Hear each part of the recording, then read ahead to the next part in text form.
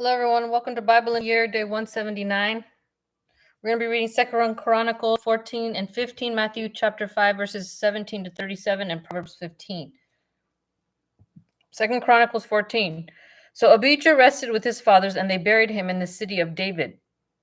Then Asa, his son, reigned in his place. In his days, the land was quiet for 10 years. Asa reigns in Judah.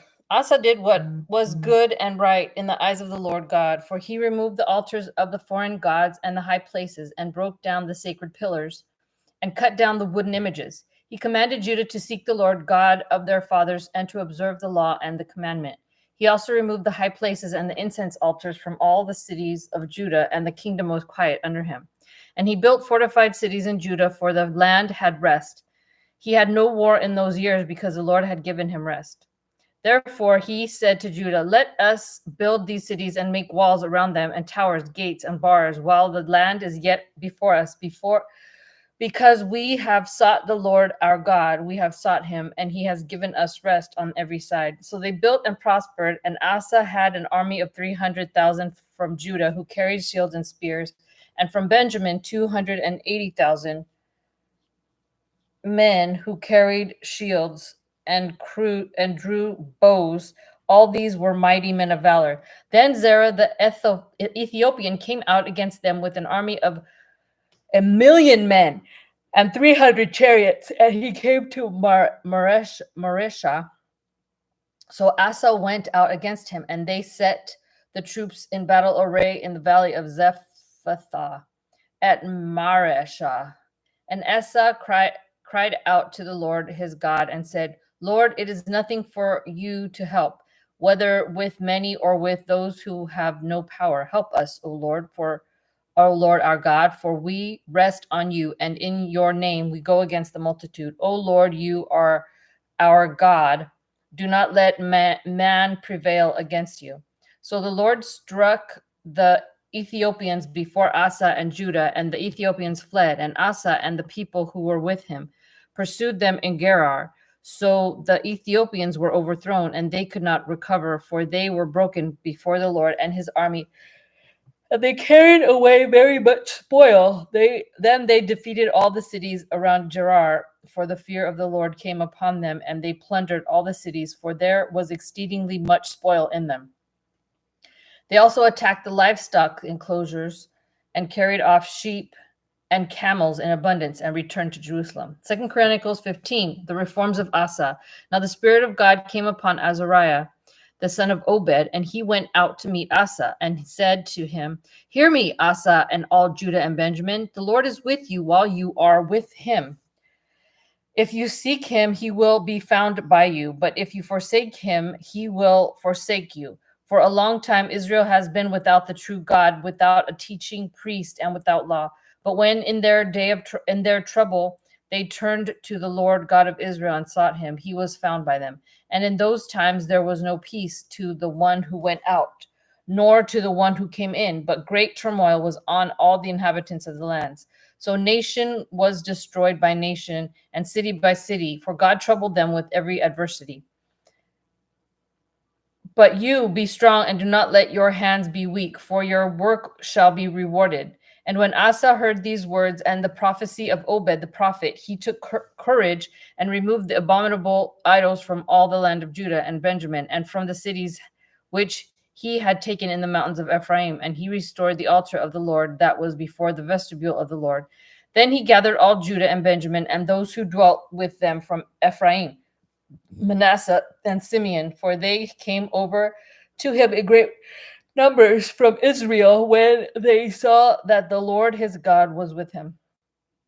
So they gathered together at Jerusalem in the 3rd month, in the 15th year of the reign of Asa, and they offered the Lord at that time 700 bulls and 7,000 sheep from the spoil they had brought. Then they entered into a covenant to seek the Lord God of their fathers with all their heart and with all their soul. And whoever would not seek the Lord God of Israel was to be put to death, whether small or great, whether man or woman. Then they took an oath before the Lord with a loud voice, with shouting and trumpets and ram's horns. And all Judah rejoiced at the oath, for they had sworn with all their heart and sought him with all their soul. And he found by them.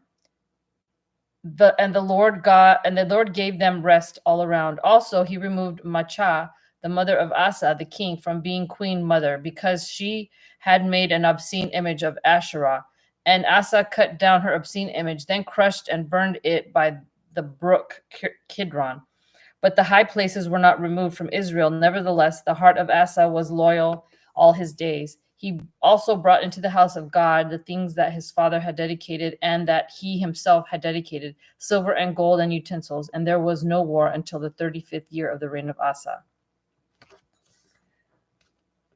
Matthew chapter 5, verse 17 through 37. Christ fulfills the law. Do not think that I came to destroy the law or the prophets. I did not come to destroy, but to fulfill. For assuredly I say to you, till heaven and earth pass away, one jot or one tittle will by no means pass from the law till all is fulfilled. Whoever therefore breaks one of the least of these commandments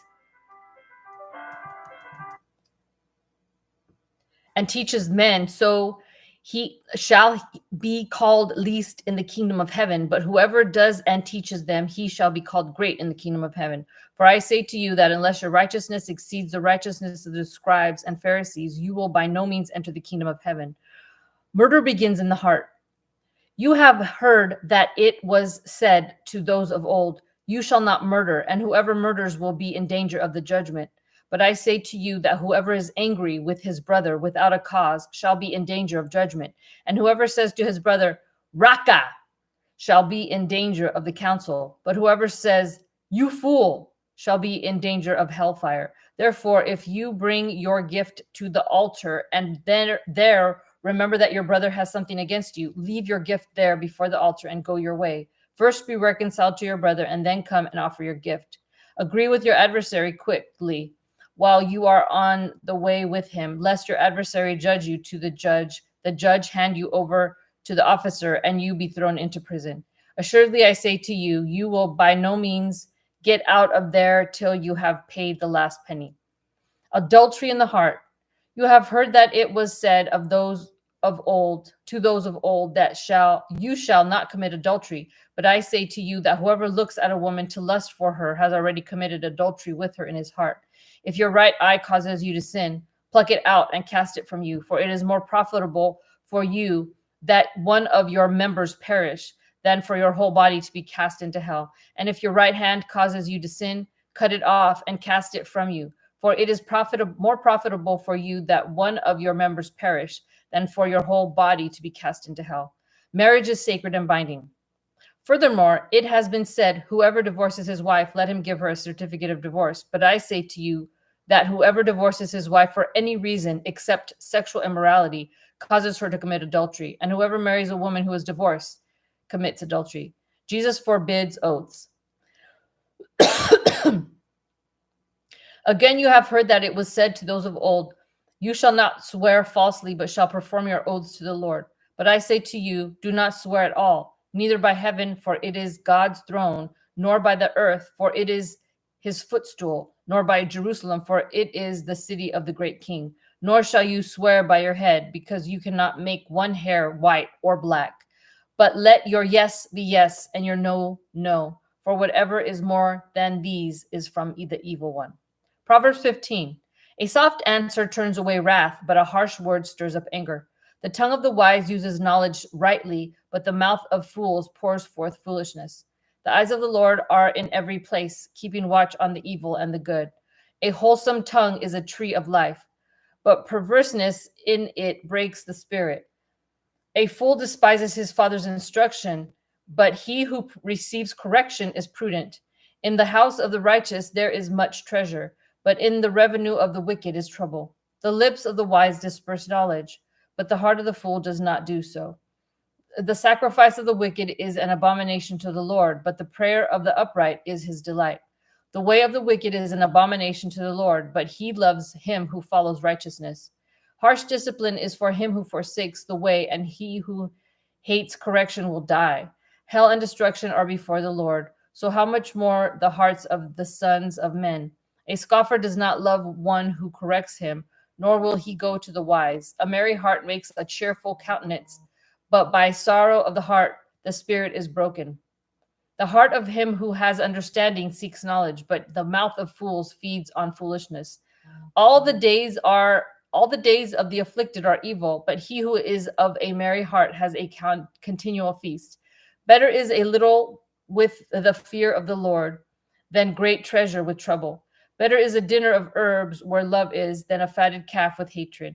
A wrathful man stirs up strife, but he who is slow to anger allays contention. The way of the lazy man is like a hedge of thorns, but the way of the upright is a highway. A wise son makes a father glad, but a foolish man despises his mother. Folly is joy to him who is destitute of discernment, but a man of understanding walks uprightly. Without counsel, plans go awry, but in the multitude of counselors they are established. A man has joy by the answer of his mouth, and a word spoken in due season. How good it is! The way of life winds upward for the wise, that he may turn away from hell below. The Lord will destroy the house of the proud, but he will establish the boundary of the widow. That thoughts of the wicked are an abomination to the Lord, but the words of the pure are pleasant.